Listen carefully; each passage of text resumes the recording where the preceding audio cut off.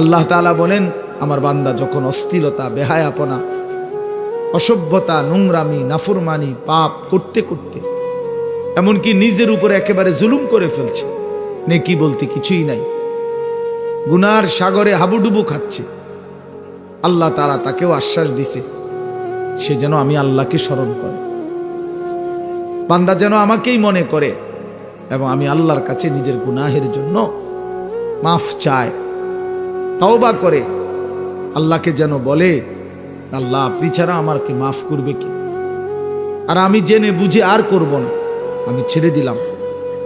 এই তিনটি শর্ত যদি বান্দার কাছ থেকে আল্লাহ পায়, তওবা 3 জিনিসের নাম, পেছনের গুনাহ সমূলে ছেড়ে দেওয়া, কালউমা কান, একদম গোড়া সহ গুনাহ সম্পূর্ণ ছেড়ে দেওয়া, আইয়াজিমা আন লা ইয়াউদা ইলাইহা আবাদান, এ কথার মজবুত সিদ্ধান্ত দেওয়া যে মাওলা এমন নাফরমানি আমি আর করব না, আর আইয়ান্দামা আলাইহা, লজ্জিত আর অনুতপ্ত হয়ে চোখের এক ফোঁটা পানি পেলে আল্লাহ তাআলার কাছে মাফ চাওয়া। বান্দা যদি এই 3 শর্ত পুরা করে, বান্দা যদি বলতে পারে দিল থেকে, আল্লাহ আমি গুনাহ ছেড়ে দিলাম, আর করব না, ওয়াদা দিলাম, আমি লজ্জিত মাওলা, আমি মাফ চাইলাম, আল্লাহর কসম, আল্লাহ বলেন উলাইকা জাযাউহুম মাগফিরাতুম মির রাব্বিহিম, আমিও ওয়াদা দিলাম বান্দা 90 বছরের গুনাহ আমি একসাথে মাফ করে দিলাম। আসমান ছোঁয়া, হুজুর শুনছেন, আপনারা বলছেন লাউ বালাগাত যুনুবুকা আনানাস সামা, আল্লাহ বলছে বান্দা তোমার গুনাহ যদি আসমান পর্যন্ত পৌঁছে যায়, তবুও যদি মাফ চাও, আমি কোনো পরোয়া করি না, আমি আল্লাহ হক আদায় করে তওবা করলে আমি মাফ করে দেব। গাফারতু লাকা ওয়ালা উবালি, আমি মাফ করে দেব। ইয়া ইবনা আদম লাউ আন্নাকা আতাইতানি বিকিরাবিল আরদি খাতায়া সুম্মা ইস্তাগফারতানি লা তুশরিকু বি শাইআ লা আতাইতুকা বিকিরাবিহা মাগফিরাহ। আল্লাহ বলে বান্দা তুমি যদি জমিনের বালুকণা পরিমাণ গুনাহ নিয়ে আসো, এই পৃথিবীতে কি পরিমাণ বালুর কণা, 1 লাখ, 2 লাখ, 10 শতক জায়গার মধ্যে যদি ড্রেজার দিয়া বালু ভরাট করে তো কয়টা বালু কেউ গুনে শেষ করা যাবে?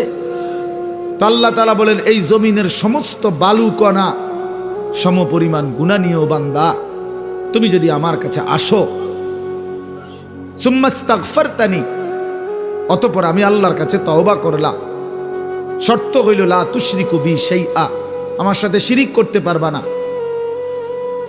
আমার সাথে আর কাউরে ডাকবা না, আমার সাথে কারো কাছে চাইবা না, শুধুই আমার কাছে বলবা, শুধু আমার কাছে চাইবা, চোখের পানি ফেলবা আমার কাছে, রাত গভীরে রাহাজারি করবা আমার কাছে, হাজত রাওয়া মুশকিল কুশা, সব প্রয়োজন পূরণকারী, সব পেরেশানি দূরকারী আমাকেই মনে করবা, আমাকেই ডাকবা, আমার কাছেই বলবা, মাফ চাইবা। আল্লাহ বলেন লা আতাইতুকা বিকিরাবিহা মাগফিরাহ, আমি আল্লাহ ওয়াদা দিলাম সম পরিমাণ মাগফিরাত নিয়ে আমি তোমার কাছে আসব, আমি আসব। ইন আতাইতানি লাইলান আতাইতুকা লাইলান ওয়া ইন আতাইতানি নাহারান আতাইতুকা নাহারান। আল্লাহ বলে বান্দা তুমি রাতে যদি আসো গুনাহ নিয়ে, আমি মাগফিরাত নিয়ে আসবো রাতেই। তুমি দিনে আসলে দিনেই মাফ, রাতে আসলে মাফ, রাতেই মাফ। তুমি আসবে যখন, আমিও আসবো তখন, আমিও আসবো তখন। তুমি আইসো বান্দা, ইয়া ইবনা আদম কুম ইলাইয়া আমশি ইলাইকা। আল্লাহ বলে বান্দা তুমি আমার জন্য দাঁড়াও, আমি তোমার জন্য হাঁটবো।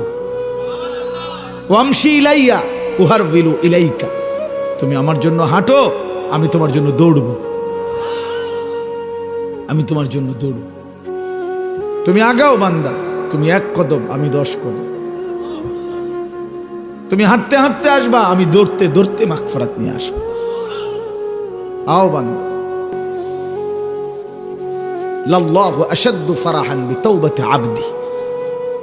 আল্লাহর নবী সাল্লাল্লাহু আলাইহি সাল্লাম বলেন আল্লাহ তাআলা সবচেয়ে বেশি খুশি হন সবচেয়ে বেশি খুশি হয়, আসাদ্দু ফারাহান, সবচেয়ে বেশি খুশি হয় নবী বলছেন বিতাওবাতি আবদিহি, তার বান্দা যখন তওবা করে। হুজুর যখন বলতেছিলেন আমারও দিল ছুঁয়ে গেছে। হ্যাঁ ঠিকই, 2024 সালের একটা বছর আমারও তো হায়াত থেকে চলে গেছে।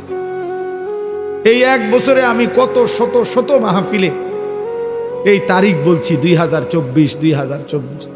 আমার মনে হয় আল্লাহর ইচ্ছায় এই আজকের এই বিদ্যাকূট মাহফিলেই আমি শেষবারের মতো বললাম 31শে ডিসেম্বর 2024। আজকেই শেষ বললাম, কারণ একটু পরেই 12টার কাঁটা বাজলেই নতুন বছর শুরু হয়ে যাবে। আগামীকাল থেকে 2025 বলতে হবে পৃথিবীবাসীকে। তাহলে এই জন্য বাপ, প্রিয় ভাই, হুজুরের কথার থেকে আমি আবারও বললাম, আমার হযরত এটা অনুরোধ করলেন, নওজোয়ান সাথীরা, কোন রকমের অসভ্যতা, অশ্লীলতা, বেহায়াপনার কোনো অনুমতি নাই। কোরআন শরীফে আছে, আল্লাহ তাআলা বলেন ইন্না ইদ্দাতাশ শুহুরি ইনদাল্লাহি 12 শাহরান ফি কিতাবিল্লাহি ইয়াওমা খালাকাস সামাওয়াতি ওয়াল আরদ মিনহা আরবাআতুন হুরুম যালিকা ad-দীনুল কাইয়্যিম ফালা তাযলিমু ফীহিন্না আনফুসাকুম। আল্লাহ তাআলা বলে, বান্দা শুনো, একেবারে আমি আল্লাহ আমার তাকদীরে আসমান জমিন সৃষ্টির 50,000 বছর আগে আমি যেই তাকদীর লেখাইছি, সেই তাকদীরের মধ্যে আমি আল্লাহ ফয়সালা লিখে দিয়েছি যে এই পৃথিবীতে আসমান জমিন সৃষ্টির সূচনা থেকেই পৃথিবীতে 12 মাসেই হবে পৃথিবীর এই সময়ের হিসাব। এই 12 মাস এটা আমি আল্লাহ নির্ধারণ করেছি। 12 শাহরান আল্লাহর দেওয়া। আল্লাহ এটা বোঝা উচিত আমাদের যে 12 মাস এটা আইলো কোত্থেকে, 12 মাসে এক বছর এটা হলো কিভাবে? আল্লাহ তাআলা বলেন এটা আমি আল্লাহ ফয়সালা দিছি। কে ফয়সালা করছেন? কোন দিন থেকে? আসমান জমিন সৃষ্টির শুরু থেকেই চালু রাখছেন, আর সিদ্ধান্ত করে দিছেন তারও আগে তাকদীরের মধ্যে। এই জন্য 12 মাসে এক বছর এটা জাতিসংঘের ফয়সালা না, এটা দুনিয়ার কারো ফয়সালা না, এটা আল্লাহ তাআলার ফয়সালা। আবার আল্লাহ নিজেই বলেন যালিকা ad-দীনুল কাইয়্যিম, এটা অকাট্য বিধান। এটা পৃথিবীতে ইসরাফিলের ফু পর্যন্ত কেউ নাড়াইতে পারবে না, কেউ না, 1 সেকেন্ড কেউ নাড়াইতে পারে না। ইউকাল্লিবুল্লাহুল লাইলা ওয়ান নাহার, আল্লাহ তাআলা বলেন রাত্র দিন আমি আল্লাহ পরিবর্তন করে থাকি। তাহলে ঘন্টা বদলায় আল্লাহ, মিনিট বদলায় আল্লাহ, সেকেন্ড বদলায় আল্লাহ। ওয়াহুয়াল্লাযী জাআলাল লাইলা ওয়ান নাহারা খিলফাতান, আল্লাহ বলেন আল্লাহই রাত এবং দিন বানান পর্যায়ক্রমে, একবার রাত একবার দিন, একবার রাত একবার দিন। আল্লাহ বলে এটা আমি করে থাকি, আল্লাহ বলে এটা আমি করে থাকি বান্দা। আজকের এই 31শে ডিসেম্বরের রাতটাকে টেনে লম্বা করে আমি যদি কিয়ামত পর্যন্ত রাত বানিয়ে রাখি, কারো ক্ষমতা নাই আমি আল্লাহকে বাদ দিয়ে আগামীকালকের ভোর এনে দিবে, নতুন আলো আনে দিবে, এমন কোনো ক্ষমতা কারো নাই। আছে কি ভাইয়া?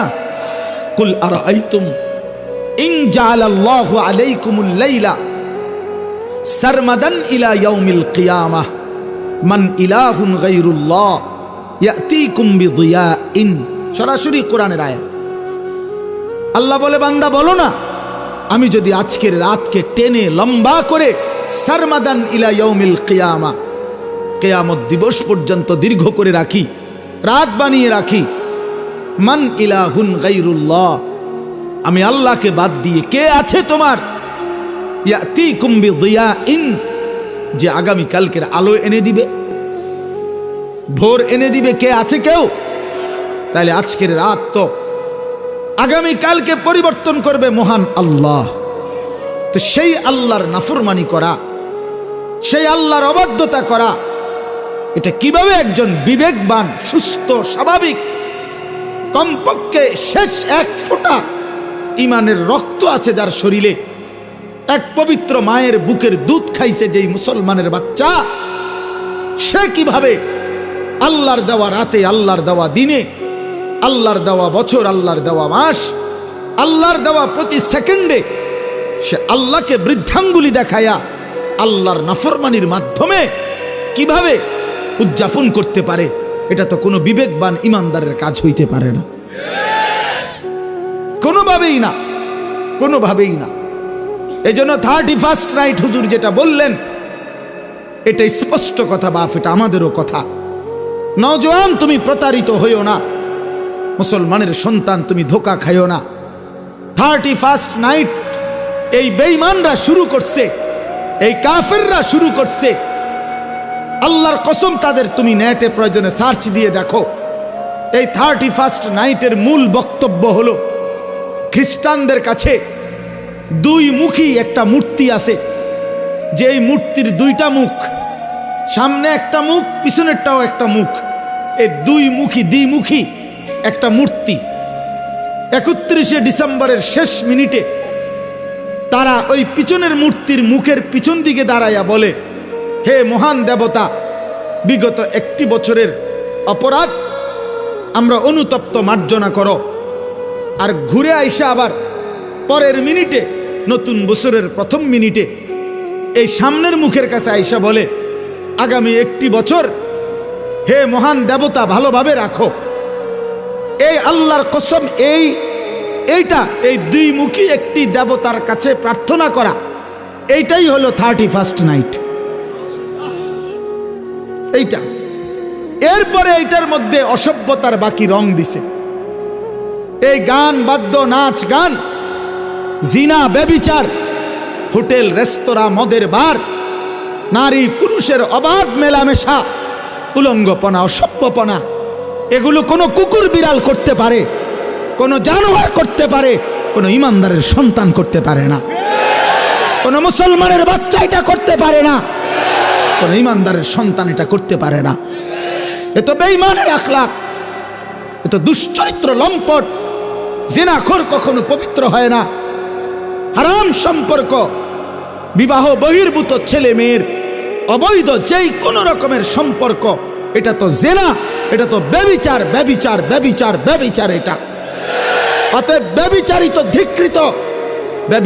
ধিকৃত কোন জিনাখার, কোন ব্যভিচারী, কোন লম্পট, কোন চরিত্রহীন, সে তো সভ্য, ভদ্র, শিক্ষিত, চরিত্রবান কোনো হতেই পারে না। এই জন্য 31st নাইট যারা উদ্বোধন করে, উদ্বোধনের নাম করে, উদযাপনের নাম করে নাচে, গায়, ফুর্তি করে, এরা অসভ্য, এরা অসভ্য, এরা অসভ্য, এরা চরিত্রহীন, এরা লম্পট, এরা লম্পট, এরা লম্পট ছাড়া আর কিচ্ছু না। এরা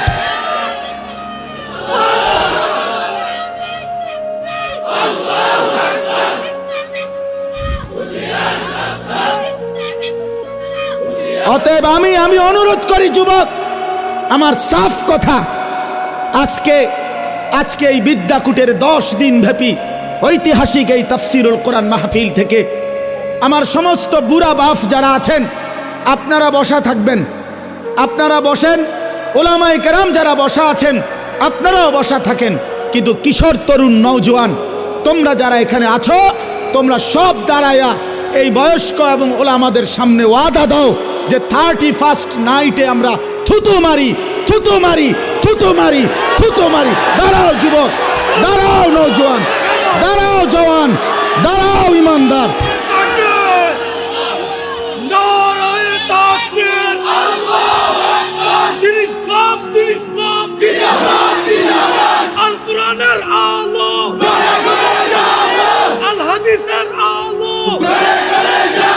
বলেন যে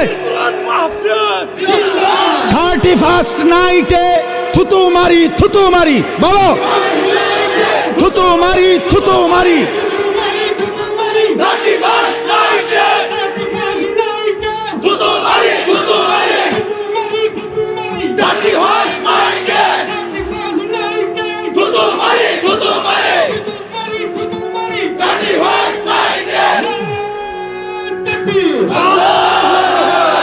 মাশাআল্লাহ, বসো নওজোয়ান, বসো।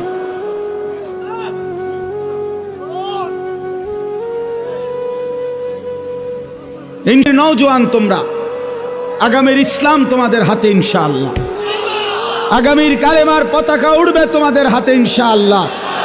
2024 সালের বিদায় নিচ্ছে, 2 উইকেট পড়ছে 2024 সালে ইনশাআল্লাহ। আমার ব্যক্তিগত কথা হলো, অনেকে অনেকভাবে 2024 সালকে মূল্যায়ন করছে। আমার ব্যক্তিগত মূল্যায়ন হলো 2024 সাল উইকেট পড়ার বছর। এবছর প্রথম উইকেট পড়ছে 5ই আগস্টের জালেমের পলায়নের মাধ্যমে। এই বছর দ্বিতীয় উইকেট পড়ছে 8ই ডিসেম্বর সিরিয়ার আরেক জালেম বাশার আল আসাদের পতনের মাধ্যমে। অতএব 5ই আগস্টে 1 উইকেট পড়ছে, 8ই ডিসেম্বর আরেক উইকেট পড়ছে। এই জন্য এবছর বোলিং ভালো হয়েছে, কড়া বোলিং হয়েছে এবছর। 24 সাল উইকেট পড়ছে ভালো, ইনশাআল্লাহ আগামীতে আরো উইকেট পড়বে। আগামীর উইকেট ইসরায়েলের ওই কুত্তা প্রধানমন্ত্রী নেতানিয়াহুর উইকেট, ইনশাআল্লাহ ওই উইকেটটাও পড়ে যাবে ইনশাআল্লাহ। ফিলিস্তিনের বিজয় হবে ইনশাআল্লাহ, কালেমার বিজয় হবে ইনশাআল্লাহ। এত রক্ত, এত শাহাদাত, এত খুন, মুমিনের এত রক্তের বিনিময় মহান আল্লাহ দেবে ইনশাআল্লাহ। আল্লাহ আছে, এখনো আছে। যে মালিক 5ই আগস্টের জালেমকে পলায়ন করতে বাধ্য করেছে, 8ই ডিসেম্বরের জালেমকে পলায়ন করতে বাধ্য করেছে, সেই মালিক ইসরায়েলের কুত্তাকেও পলায়ন করতে দিবে ইনশাআল্লাহ। গুজরাটের কসাই ইমানদার মুসলমানকে ইন্ডিয়ার জমিনে গুজরাটে হত্যাকারী যেই জালেম, সেই নরেন্দ্র মোদীর উইকেটটাও পড়ে যাবে ইনশাআল্লাহ। ইনশাআল্লাহ মনে রাখো, অচিরেই যুবক মনে রাখো, বাংলাদেশের গলিতে গলিতে, রাস্তার মোড়ে মোড়ে, বাজারে মার্কেটে, জেলা উপজেলা, গ্রামে গঞ্জে মাদ্রাসা গড়ে উঠছে। মুসলমানের সন্তান দলে দলে আল্লাহর কোরআন পড়তেছে, হাফেজে কোরআন হইতেছে। সমাজের দিন মজুর একেবারে খেতে খামারে কাজ করে, তারাও তাদের সন্তানকে হাফেজ বানাচ্ছে। সমাজের একেবারে উচ্চ পদস্থ ব্যক্তি যারা, তারাও তাদের সন্তানকে কোরআনের হাফেজ বানাচ্ছে। এটাই প্রমাণ করে আগামীর পৃথিবী ইসলামের পৃথিবী ইনশাআল্লাহ, আগামীর পৃথিবী কোরআনের পৃথিবী ইনশাআল্লাহ। অতএব 130 কোটি ভারতীয় বেঈমান আমাদেরকে চোখ রাঙ্গাইলে আমরা এক বিন্দুও ভয় পাই না। 130 কোটি ইন্ডিয়ার বেঈমানকে আমরা গণাত ধরি না, কণায় ধরি না। আমগরে আলু দিবে না, আটা দিবে না, পেঁয়াজ দিবে না। আলু, পাটা, আটা, পেঁয়াজ তার আব্বার।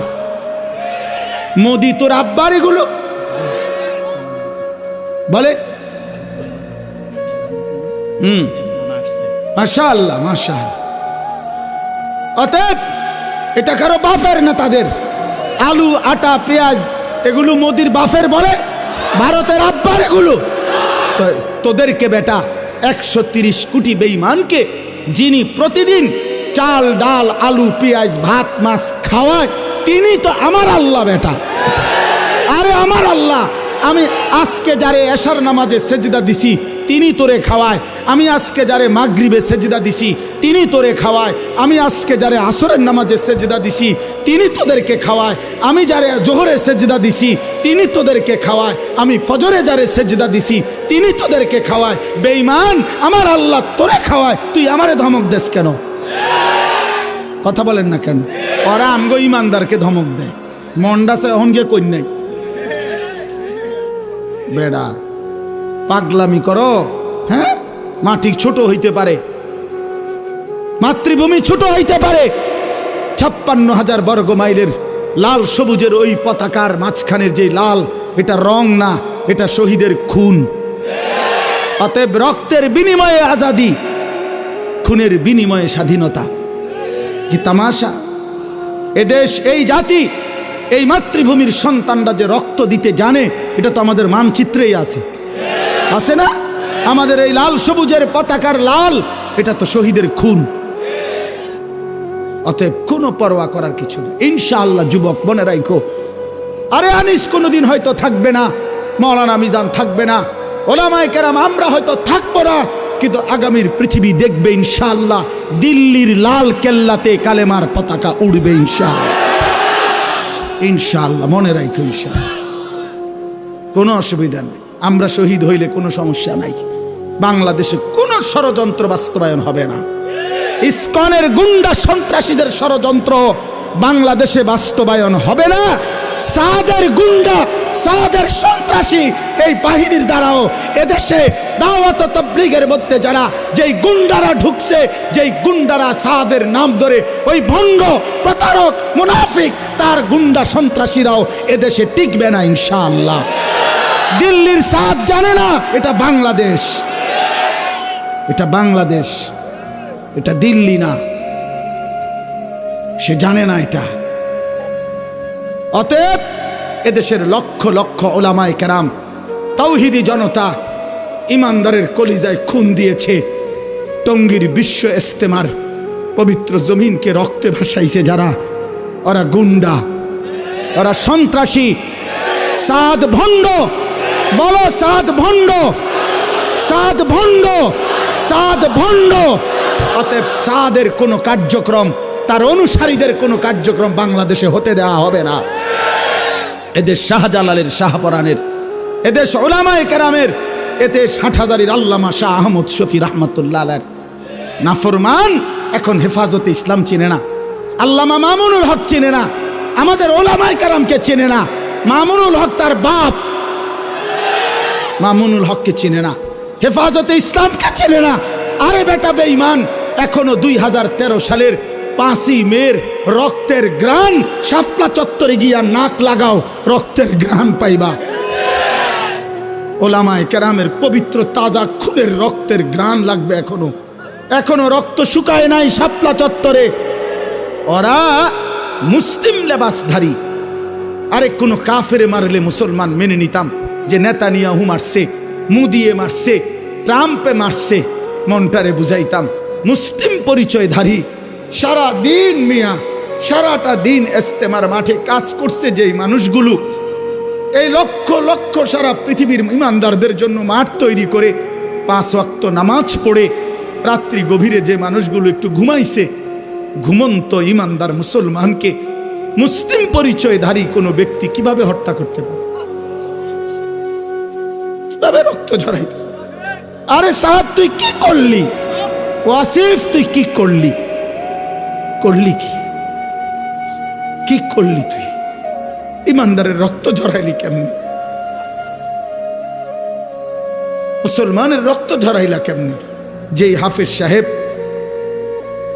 তালেবে ইলমদেরকে আল্লাহর কোরআন পড়ায়, ওই হাফেজ সাহেব তো কোরআনের পৃষ্ঠা উল্টায় আঙ্গুল দিয়া, এমন পবিত্র হাফেজ সাহেবের আঙ্গুল কাইটা ফেলে দিছে। এই জন্য আপনারাও সতর্ক থাকবেন, এই ভণ্ড সাদের কোনো অনুসারী যেন নবীনগরের জমিনে না থাকে। সাবধান মুসলমান, কোন ষড়যন্ত্রকারী বাংলাদেশে তার ষড়যন্ত্র বাস্তবায়ন করতে পারবে না ইনশাআল্লাহ। আল্লাহ তাআলা আমাদেরকে তৌফিক দান করে। এই যে যুবকদের এই আশা, ইনশাআল্লাহ আপনাদের এই ব্যাপক উপস্থিতি প্রমাণ করে আল্লাহর কোরআনের জন্য এই জাতি প্রস্তুত আছে ইনশাআল্লাহ, দ্বীনের জন্য প্রস্তুত আছে ইনশাআল্লাহ। আল্লাহ তাআলা উলামায়ে কেরামের আহ্বানে আল্লাহর দ্বীনের জন্য আপনারা লড়বেন তো ইনশাআল্লাহ? হাত তুলে বলেন ইনশাআল্লাহ। লড়বেন তো ইনশাআল্লাহ? উলামায়ে কেরামের তত্ত্বাবধানে থাকবেন তো ইনশাআল্লাহ? আল্লাহ তৌফিক দান করেন, আল্লাহ কবুল করেন। দাওয়াতের কাজ উলামায়ে কেরামের তত্ত্বাবধানে চলবে, তাবলীগের কাজ, তালিমের কাজ, তাজকিয়ার কাজ, জিহাদের কাজ, ইসলামের কাজ, দ্বীনের কাজ উলামায়ে কেরামকে বাদ দিয়ে করা যাবে না। করলে হুঁচট খাবেন, করলে পিছলা খাবেন, করলে ক্ষতিগ্রস্ত হবেন, করলে দুশ্মনের খপ্পরে পড়ে আখিরাত বরবাদ করবেন। যেন অনুরোধ করলাম, অনুরোধ করলাম, অনুরোধ করলাম আল্লাহ তাআলা আমাদেরকে সচ্চা ঈমান দান করেন, আমাদেরকে ঈমানের মজবুতি দান করেন। ভাই বললেন মাশাআল্লাহ, আমার হুজুর বলছেন এতক্ষণ তওবার কথা, ফিরে আসার কথা। তো এক যুবক, এক ভাই যোগাযোগ করছে, সে তার জিন্দেগি পাল্টাইতে চায়। আমি তো হুজুর আলহামদুলিল্লাহ প্রতিনিয়ত অসংখ্য যুবকের চিঠি আমার কাছে আসে, চিঠি দেয়, কাগজে লিখে, মোবাইলে মেসেজ পাঠায়, আমার ঘনিষ্ঠ সাথীদের কাছে জানায়। আলহামদুলিল্লাহ প্রতিদিন প্রতিদিন বিশ্বাস করেন বাংলাদেশের যুবক ছেলেরা আল্লাহর দিকে ফিরতেছে, গুনাহ ছেড়ে দিচ্ছে ইনশাআল্লাহ। গুনায় মজা নাই, নারীর ছবি দেখতে দেখতে আর সুখ নাই, উলঙ্গ দৃশ্য দেখতে দেখতে আর সুখ নাই। অসংখ্য যুবকের চেহারা, সুরত, শরীর, যৌবন, শারীরিক ক্ষমতা, যৌবনের ক্ষমতা সব নষ্ট করে ফেলছে, সব চরিত্রহীন হইয়া বরবাদ করে দিছে। আজ দুদু অন্ধকার ছাড়া, মরিচিকা ছাড়া আর কিছুই দেখে না। এজন্য যুবক ছেলে তোমাদেরকে বলি, ভাই নষ্ট হইও না, নষ্ট হইও না। 7 জন যুবক হিম্মত করে দাঁড়াইছিল, আসহাবে কাহাফের 7 জন যুবক। আল্লাহ তাআলা তাদের ঈমান, পুরা দেশ কাফের, আর এই 7টা যুবক প্রথম ঈমানদার হয়ে দাঁড়াইছিল। আল্লাহ বলছে তোমরা ঘুম যাও, তোমাদের ঈমানে আমি আল্লাহ খুশি হলাম, তোমাদের পক্ষ হয়ে পুরা জাতির সংশোধনের কাজ আমি আল্লাহ করে দিচ্ছি। তোমরা ঘুম যাও, ঘুমাও। 309 বছর পরে আল্লাহ এই 7 যুবককে ঘুম থেকে উঠাইয়া আল্লাহ বলছে এবার এলাকায় গিয়া হাঁটো, ঘোরো, যাও দেখে আসো, দেখবা বাদশাহ ইমানদার, জনগণও ইমানদার। কি ঘটনা! আসহাবে কাহাফে 7 যুবক। হুজুর আমি এইবার প্রতি বছর আমি সন্দ্বীপ যাই মাহফিলে, চট্টগ্রাম সন্দ্বীপ উপজেলায়। এই সন্দ্বীপে বঙ্গোপসাগর পার হইয়া যাইতে হয় স্পিড বোটে, অনেক মানে ভয়ের এই জায়গাটা পার হওয়া অনেক দূর। তো প্রতি বছরই আমরা যাওয়ার চেষ্টা করি, বাংলাদেশের সব ওলামায়ে কেরাম যায় সন্দ্বীপে। বড় বড় বুজুর্গ, আমাদের শায়েখে সন্দ্বীপী ইদ্রিস সন্দ্বীপী রাহমাতুল্লাহর মতো মহান বুজুর্গ সন্দ্বীপের। তো এই বছর গত বছর 2023 সালের অক্টোবর নভেম্বর মাসে এই একটা কারগুজারি শুনেন। অক্টোবর নভেম্বর মাসে 4টা কলেজের ছেলে, ওরা আপনার প্রতিদিন ফজরের নামাজ জামাতে পড়ে, তো পইরা সাগরের পারে হাঁটে। একদিন তারা গত বছর নিজেদের মধ্যে বলতেছে, যাচ্ছা আমরা যে প্রতিদিন ফজর পড়ি, হাঁটি, তা আমরা একটা কাজ করি, চলো না হাইটা আমরা এই সকাল টাইমটা আমাদের বন্ধুদেরকে ফজরের নামাজের জন্য উঠাই, ফজর ক্যাম্পেইন, ফজরের জন্য গণসংযোগ করি, চলো। এই কথা নিয়ত করে 4 বন্ধু কি করবে, কার কাছে যাবে, একটা খসড়া পরিকল্পনার জন্য একটা কাগজ খুঁজছি, আর এই যে লেখি আমরা লোক, কখনই কাগজ নাই তাদের, এই মুহূর্তের লগে সাথে কাগজ ছিল না। তো এই ছেলেটা বলতেছে, কয় হুজুর সিগারেটের একটা প্যাকেট সাগরের পার থেকে খুঁজে নিছি, নিয়ে সিগারেটের প্যাকেটের ওই ভিতরের অংশটা সাদা না, এইটার বইয়ে লিখছি, লেখা ঠিক করে আমরা কোথায় কোথায় যাব, কেমনে কেমনে করব, এই শুরু করলাম কাজ, ফজর ক্যাম্পেইন, মানে ফজরের জন্য গণসংযোগ করা। এরপরে আলহামদুলিল্লাহ দেখেন, এই বছর 19শে নভেম্বর আমি এরকম, এটার মতো হবে, আরো বড় হবে প্যান্ডেল, ওই সন্দ্বীপের সবচেয়ে বড় মাদ্রাসা, যিনি পুরা সন্দ্বীপ উপজেলা ইত্তেহাদুল ওলামার সভাপতি, মুরব্বী হুজুরের মাদ্রাসার মাহফিল, ওরা আমারে বলছে আগে যে হুজুর রাত্রে যেখানে মাহফিল হবে সেখানে ফজরের পরে ওই প্যান্ডেলে আমাদের মাহফিল, মানে ওদের আলাদা। আমি ঠিক আছে, আমি যেহেতু রাতে থাকবো, তোমগো ফজরের পরে অসুবিধা নাই, আমি আসি। সকালবেলা ফজরের নামাজের পরে এরা আসতে শুরু করছে, পোলাফাই মনে আধা ঘন্টার ভিতরে পুরাটা মাঠ পূর্ণ হয়ে গেছে, সব কিশোর তরুণ যুবক। আল্লাহর কসম দাঁড়াইয়া ওরা, এই ছেলে বলতেছে হুজুর আমাদের এই 1 বছরের মেহনতে আমরা এই 4-5 জন যুবক শুরু করছিলাম ফজরের জন্য ডাকা, আল্লাহর দয়া 1 বছরে 4,500 ছেলে লিস্টি করা আমাদের প্রতিদিন ফজরের নামাজ জামাতে।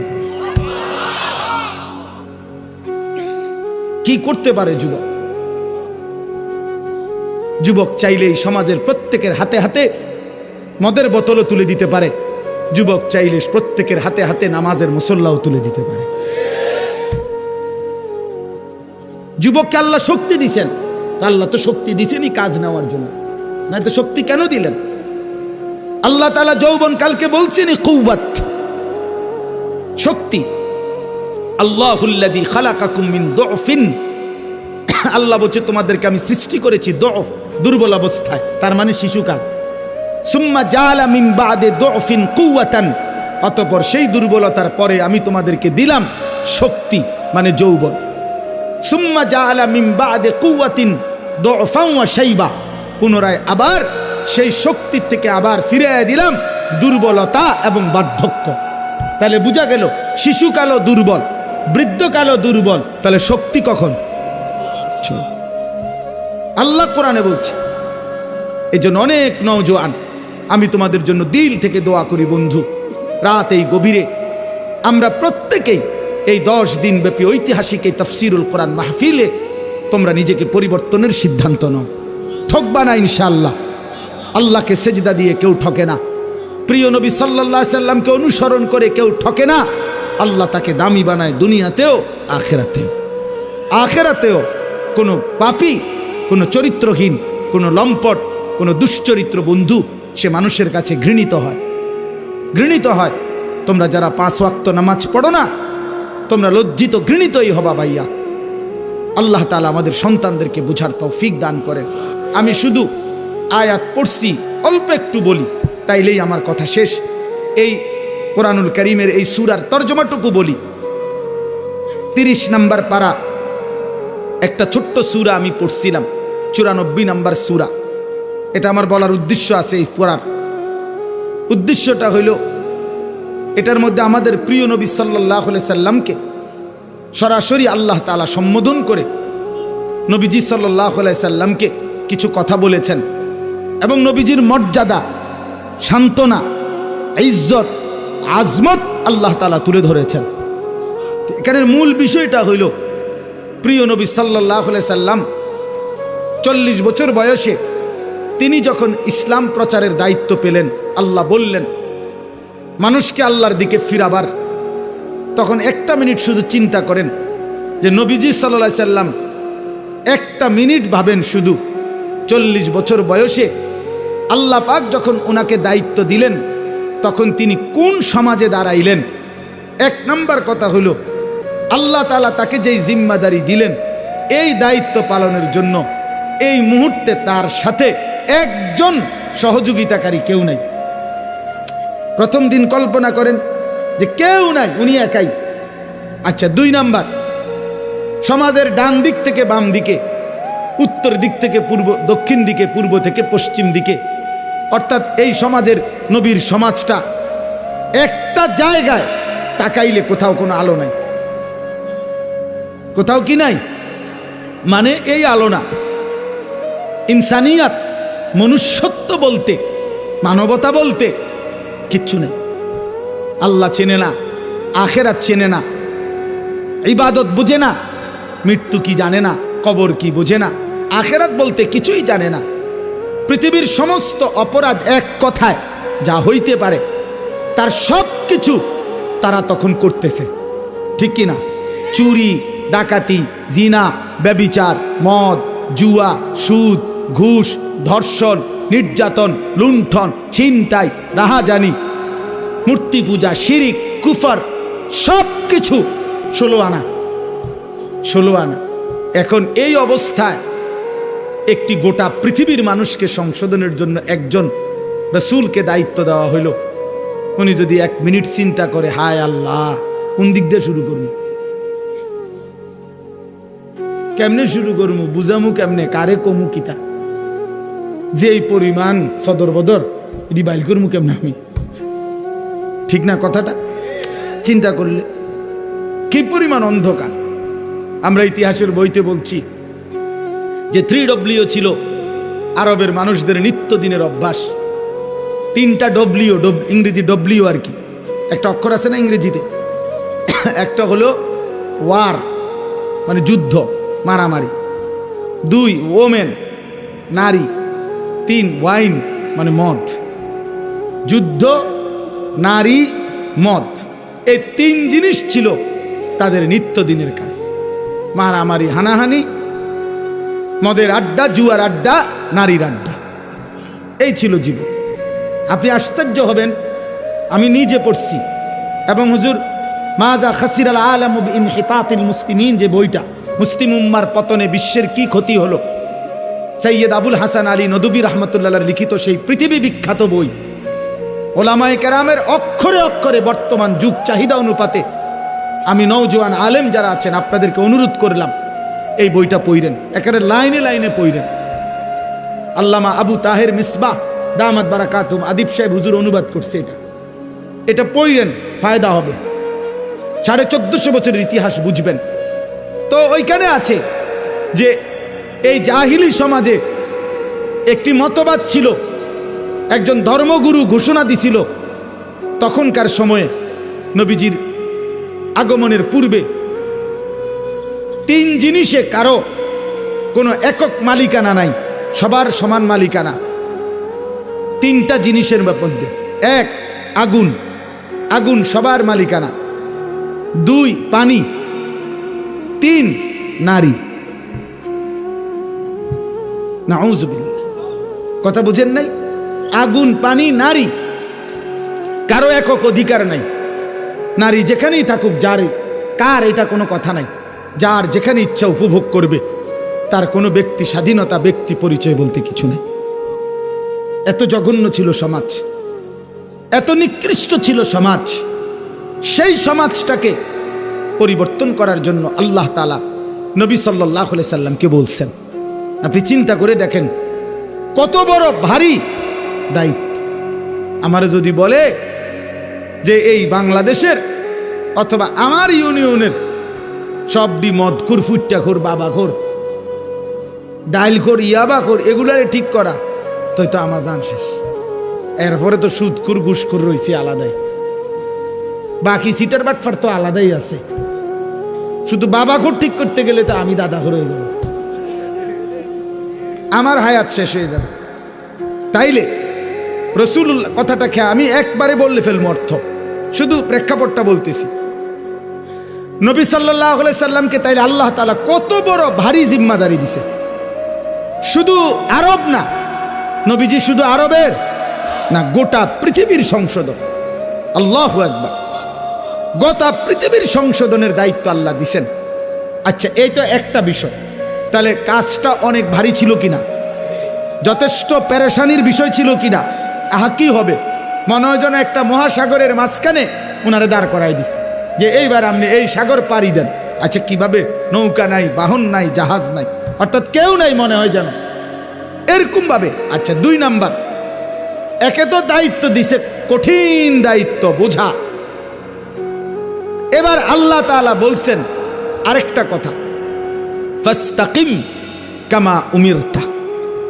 বন্ধু সাবধান, আপনাকে যেই আদেশ করা হয়েছে, যেই দায়িত্ব মানুষের সংশোধন, আমার বান্দাদের পরিবর্তন, এটার থেকে এক সুতা, এক চুল আপনি কিন্তু নড়বেন না।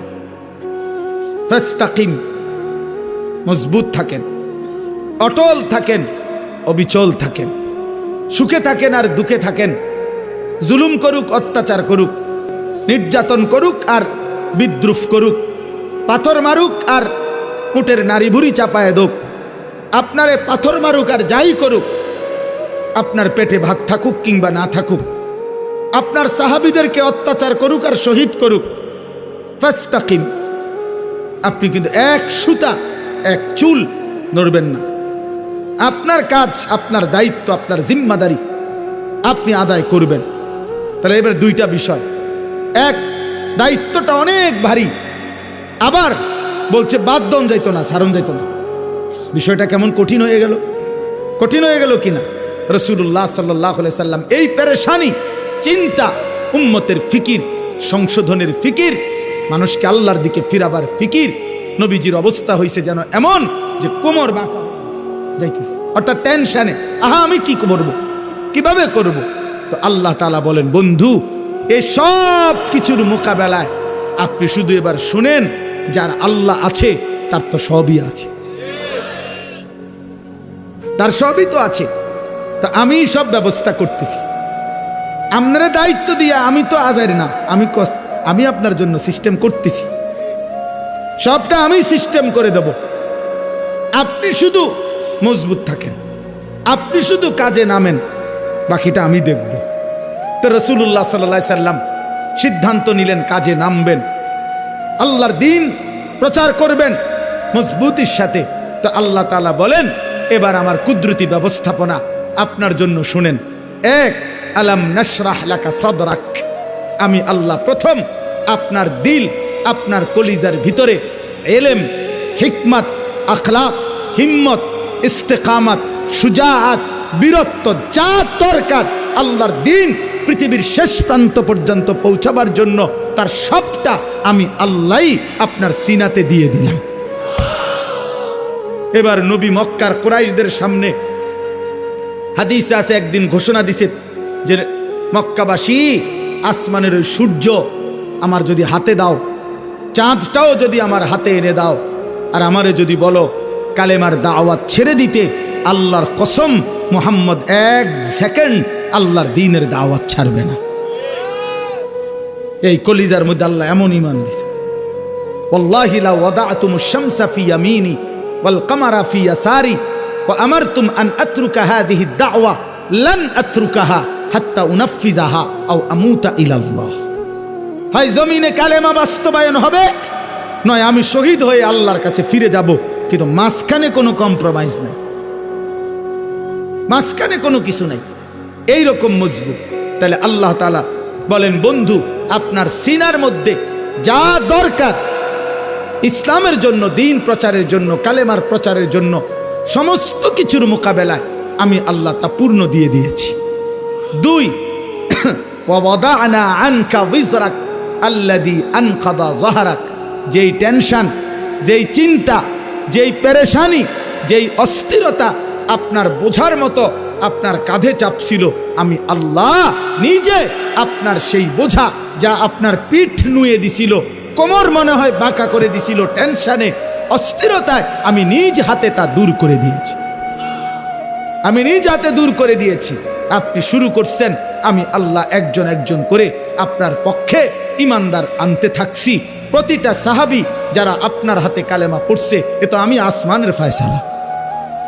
উলাইকাল্লাযীনা ইমতাহানাল্লাহু কুলুবাহুম লিত্তাকওয়া, আমি পরীক্ষা করে করে সাহাবী পাঠাইছি, অতএব আপনার বোঝা আমি আল্লাহই হালকা করে দিয়েছি। এরপরে আল্লাহ বলেন, আরো অনেক ব্যাখ্যা আছে, আমি শুধু সংক্ষেপে বললাম। এরপরে আল্লাহ বলেন, 3 নম্বর ব্যবস্থাপনা হইল, আপনারে ওরা বিদ্রুপ করে। এই মানুষগুলো আপনারে কখনো বলে পাগল, কখনো বলে কবি শায়ের, কখনো বলে আপনি আবলাহ, নির্বোধ, আপনাকে জাদুকর বলে, বিভিন্ন কিছু জুলুম অত্যাচার করে, আপনারে বিদ্রুপ করে, আপনাকে লজ্জিত লাঞ্ছিত করে। আল্লাহ বলে, বন্ধু ঘাবড়াবেন না, ওয়ারাফা'না লাকা যিকরাক, গোটা মাখলুকাতের উপরে আমি আল্লাহ আমার পরে আপনার মর্যাদা সবকিছুর ঊর্ধ্বে তুলে দিয়েছি। বাদাজ খুদা বুজুর্গ তুই কিস্সায়ে মুখতাসার, আমি আল্লাহর পরে আপনার মর্যাদা সমস্ত সৃষ্টির উপরে। যেন আল্লাহ মেরাজে নিয়া আরশে আজিমের উপরে দাঁড় করাইয়া আল্লাহ যেন নবীকে বলছে, বন্ধু নিচের দিকে তাকায় দেখেন, আমার গোটা সৃষ্টি আপনার কদমের নিচে, আপনি গোটা মাখলুকাতের ঊর্ধ্বে, আমি আল্লাহর পরে, অতএব এটাই আপনার মর্যাদা। এরপরে আল্লাহ যেন বললেন, বন্ধু ওই আজানে দেখেন আপনার আমার নামের সাথে আপনার নামও বলতেছে, ওই একামতে শুনেন আমার নামের সাথে আপনার নামও বলতেছে, ওই নামাজে শুনেন, ওই দেখেন আমার বান্দা বসে বসে আত্তাহিয়াতু পড়ছে, একটু পরেই খেয়াল করবেন আল্লাহুম্মা সাল্লি আলা মুহাম্মদ, আপনার নামও নিতেছে। ও কবরের দিকে তাকায় দেখেন মুনকার নাকির প্রশ্ন করতেছে আমার বান্দাকে, আমার নামও নিছে, আপনার কথাও জিগাইছে। দেখেন দেখেন দেখেন আপনার কথাও জিজ্ঞাসা করছে। হাসরের ময়দানেও শুনবেন আপনার নাম, জান্নাতেও শুনবেন আপনার নাম। ইদা যুকিরতু যুকিরতা মাই, আমি আলোচিত হলে আপনিও আলোচিত হবেন। আমি আছি তো আপনি বন্ধু আছেন, আমার ইজ্জত সম্মান থাকবে তো আপনার সম্মানও থাকবে। মোহাম্মদ হামেদে হামদে খুদা বাস, খুদা মদহে আফরি মুস্তাফা বাস। আল্লাহর প্রশংসায় মোহাম্মদই যথেষ্ট, মোহাম্মদ সাল্লাল্লাহু সাল্লামের প্রশংসায় আল্লাহই যথেষ্ট। এরপরে আল্লাহ বলেন, ফা ইন্না মাআল উসরি ইউসরা, ইন্না মাআল উসরি ইউসরা। আল্লাহ বলে, বন্ধু ঘাবড়াবেন না, আমি জানি দ্বীনের এই কাজ করতে গিয়ে, আল্লাহর দিকে মানুষকে ডাকতে গিয়ে, আমার কালেমার দাওয়াত দিতে গিয়ে প্রতি মুহূর্তে আপনি কষ্ট পাবেন, যন্ত্রণা পাবেন, জুলুমের শিকার হবেন। তবে মনে রাখেন, কষ্ট যদি পান, একটা সুখ, হিন্দু 10 বছরে 20 বছরে মুসলমান হইছে যে কয়জন, দেখবেন মক্কা বিজয়ের দিন দেখবেন একদিনে মুসলমান হয়ে গেছে 20 বছরের চাইতে বেশি। তার মানে আপনি অল্প সময় মেহনত চালায়া যান, একটা সময় দেখবেন আপনার ওয়ারাআইতান নাসা ফি দীনিল্লাহি আফওয়াজা, দলে দলে কাতারে কাতারে লোকেরা আল্লাহর দ্বীনের দিকে, ঈমানের দিকে, ইসলামের দিকে আসতেছে। সর্বশেষ কথা হলো আল্লাহ তাআলা বলেন ফাইদা ফারাগতা ফানসাব ওয়া ইলা রাব্বিকা ফারগাব। আমি আগেই বলছি, অনেক ব্যাখ্যা আছে, কিন্তু মূল বক্তব্য হলো এইটা। এই কথার দ্বারা শেষ। আল্লাহ বলছে, বন্ধু, আল্লাহ আদর করতে বলছে, যেটা আমার হুজুরও বলতে চাইছিলেন। সারাদিন আপনি মানুষকে কালেমার দাওয়াত দিছেন, তাবলীগ করেছেন, ইমামত করেছেন, সাহাবায়ে কেরামকে তালিম দিয়েছেন, জিহাদের কাজ করেছেন, সারাদিন ব্যস্ত ছিলেন মানুষকে নিয়ে। আপনার পক্ষেও কেউ ছিল, আপনার বিরুদ্ধেও বহুজনের ষড়যন্ত্র ছিল। সারাদিনের এই পেরেশানি অস্থিরতা শেষ করে আপনি যখন রাত্রিবেলা অবসর হবেন, তো রাত গভীরে আমার কাছে আইসেন, আমার কাছে আইসেন বন্ধু। একাকী তাহাজ্জুদের সেজদায়, তাহাজ্জুদের মুসল্লায় আইসেন, আমি আপনার আদর করে হাত বুলায়া সারাদিনের ক্লান্তি মুছে দেব। ইদা ফারাগতা ফানসাব ওয়া ইলা রাব্বিকা ফারগাব। রাত গভীরে আইসেন আমার কাছে, আমি আদর করে দেব, আমি ধুয়ে মুছে আপনার ক্লান্তি দূর করে দেব, আমি আপনারে সোহাগ করব, আমি বন্ধু আপনার ইজ্জত মর্যাদা সম্মান সান্ত্বনা আপনাকে দিতেই থাকবো। ওয়ালাকাদ না'লামু আন্নাকা ইয়াযীকু সাদরুকা বিমা ইয়াকুলুন ফাসাব্বিহ বিহামদি রাব্বিকা ওয়া কুম মিনাস সাজিদিন। আল্লাহ বলে, বন্ধু জানি আমি লোকেদের মন্দ কথা শুনে আপনার মনটার মধ্যে কষ্ট লাগে, তবে যখনই আপনার মনে কষ্ট লাগে আপনি আমার তাসবিহ পড়েন, আমারে সেজদা দিয়েন, আমি আল্লাহ আপনার দিল শান্ত করে দেব। এজন্য রাত গভীরে আবারও ওই কথা আমার হুজুর বলছেন আপনাদের কাছে, শেষ রাত্রের আমল, শেষ রাত্রের কান্না, শেষ রাত্রের রোনাজারি বান্দাকে যেন আল্লাহ তাআলা একান্তই নিজের করে নেয়। নিজের আল্লাহ যেন বলে, বান্দা তুমি একদমই একা, আমি আল্লাহ তোমার সামনে, বলো বান্দা তোমার যা কিছু মনের যত কষ্ট দুঃখ বেদনা যা চাওয়া রাতের অন্ধকারে আমাকে বলো, আমি সব দেব, সব দেব, সব দেব। এই জন্য নবীকে আল্লাহ বলছে, বন্ধু সারাদিনের মেহনত থেকে যখন অবসর হবেন, ফানসাব, এবার আপনি আলাদা রাত্রিবেলা পরিশ্রম করবেন, ইবাদত, দোয়া, জিকির, তেলাওয়াত, তাহাজ্জুদ, কান্নাকাটির জন্য আমার দিকে ফিরবেন। আমি আল্লাহ আপনার সমস্ত ক্লান্তি, পেরেশানি, দুঃখ দূর করে দেব। এজন্য শেষ একটা কথা বলি, তায়েফের ময়দান থেকে নবীজি সাল্লাল্লাহু আলাইহি সাল্লাম যখন রক্তাক্ত হয়ে ফিরে আসছিলেন, তখন যেই রাত্রিবেলা যেই আঙ্গুর খেজুরের বাগানে নবী আশ্রয় নিছিলেন, তো সেদিন রাত্রে রক্ত মাখা শরীর নিয়ে আল্লাহর নবী রাত গভীরে একটা লম্বা দোয়া করছিলেন। হাদিসে এই দোয়াটা আছে, লম্বা দোয়া। নবীজি সারাটা শরীর রক্তাক্ত, পায়ের জুতার সাথে লেগে গেছে জমাট রক্ত। এই অবস্থায় রাত্রি অন্ধকারে নবী গভীর রজনীতে আল্লাহ তাআলার কাছে লম্বা দোয়া করছিলেন চোখের পানি ফেলে। ওইখানে একটা কথা নবীজি সাল্লাল্লাহু আলাইহি সাল্লাম বলছিলেন যে, আল্লাহ আপনি আমারে ইলা মান তাকিলনি, এই মাওলা আপনি আমারে কার কাছে পাঠাইলেন, কার কাছে পাঠাইলেন? ইলা বাঈদিন ইয়াতাজাহামুনি, আপনি বুঝি আমারে এমন দূরের অপরিচিত মানুষের কাছে পাঠাইলেন যারা আমারে, আমি তাদেরকে আপনার দিকে ডাকলাম, তারা আমারে এভাবে পাথর মারলো। কোন নবীকে বুঝি মানুষ এভাবে মারে? কল্যাণকামীকে মানুষ বুঝি এভাবে মারে? আম ইলা আদুবিন মাল্লাকতাহু আমরি, নাকি আপনি আমার এমন কোন দুশমনের কাছে পাঠাইলেন যার উপরে আমার কোনো ক্ষমতাই ছিল না? আপনি আমারে কার কাছে পাঠাইলেন? কিন্তু এই মনের আবেগ এগুলো বইলা এই একটা কথা হুজুর বলছে নবীজি, এটাই আমাদের শেষ কথা আমার। নবীজি তখন বলছে, আল্লাহ যা বলছি তা তো মনের কষ্টে বলছি, কিন্তু শেষ কথা হলো মাওলা ইন লাম তাকুন আলাইয়া গাদাবুন ফালা উবালি। শুধু রাত গভীরে বলেন, আপনি যদি আমার উপরে নারাজ না হন, আপনি যদি আমার উপরে রাগ না করেন, আপনি যদি খুশি থাকেন, ফালা উবালি, আমি কোনো পরোয়া করি না, আমি কোনো পরোয়া করি না। এই পাথরের আঘাত সয়ে গেলাম, শুধু আপনি বলেন আপনি আমার উপরে রাজি কিনা। এই কথাটা মাওলা যদি বলেন আপনি খুশি, আমার সারা দেহ রক্ত ঝরুক, কোনো অসুবিধা নাই।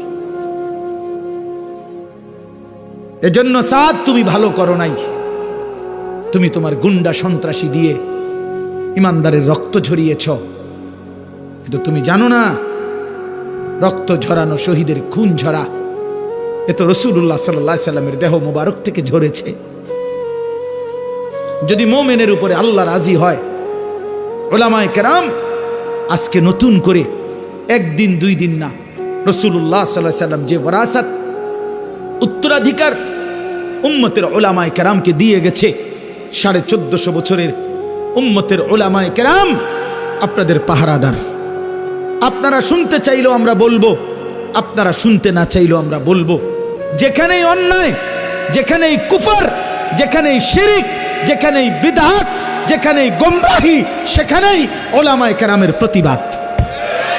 এটা চলতেই থাকবে, এটা চলতেই থাকবে, এটা চলতেই থাকবে, এটা চলতেই থাকবে। এই জন্য যুগ যুগ ধরে উলামায়ে কেরাম আপনাদের ঈমান আমলের পাহারাদারি করে, পাহারাদারি করে। ইমাম মুহাম্মদ রাহমাতুল্লাহ আলাইহি সারা রাত ঘুমাইতেন না, আমরা কিতাবে নিজে পড়ছি। ইমাম আবু হানিফার ছাত্র ইমাম মুহাম্মদ সারা রাত ঘুমাইতেন না, মাসআলা লিখতেন, ফতোয়া লিখতেন। তো উনারে জিগাইতো, হযরত আপনি ঘুমান না কেন? উনি বলতো, জানো এই দেশবাসী আমার মতো এক মুহাম্মদ ছোট্ট, তার উপরে ভরসা করে তারা ঘুমায়, তারা ভাবে মুহাম্মদ জেগে আছে, সে আমাদের জন্য শরীয়তের মাসআলা গবেষণা করতেছে, আমাদের যা জরুরত আমরা তা তার কাছে জিজ্ঞাসা করে নেব, এই আশায় সাধারণ জনগণ আরামসে ঘুমায়। যে মানুষ আমাদের উপরে ভরসা করে ঘুমায়, আমি কেমনে ঘুমাই তাদের এত বড় দায়িত্ব নিয়ে? কাইফা আনামু ওয়ান নাসু ইয়ানামুনা তাওয়াক্কুলান আলাইনা। এই আরবি আবার, আমি কিভাবে ঘুমাবো অথচ মানুষ তো আমার উপরে আস্থা রেখে ঘুমায়। যে মুহাম্মদ জেগে আছে, সে লিখতেছে, সে মাসআলা লিখতেছে। আল্লাহ তাআলা আপনাদের সবাইকে কবুল করে নেন। আজকের এই তাফসীর মাহফিলে আল্লাহ তাআলা আপনাদেরকে ভরপুর বরকত দান করেন। কোরআনের সাথে থাকবেন তো ইনশাআল্লাহ, আল্লাহর দ্বীনের উপরে থাকবেন তো ইনশাআল্লাহ, উলামায়ে কেরামের সাথে থাকবেন তো ইনশাআল্লাহ। আল্লাহ তাআলা আপনাদেরকে কবুল করেন, তৌফিক দান করেন। 10 দিন ব্যাপী তাফসীরুল কোরআন মাহফিলের সমস্ত আলোচনা আল্লাহর কোরআনের নূর আমাদের দিলের মধ্যে আল্লাহ জ্বালায়া দেন। আমিন। সুবহানাল্লাহি ওয়া বিহামদিহি।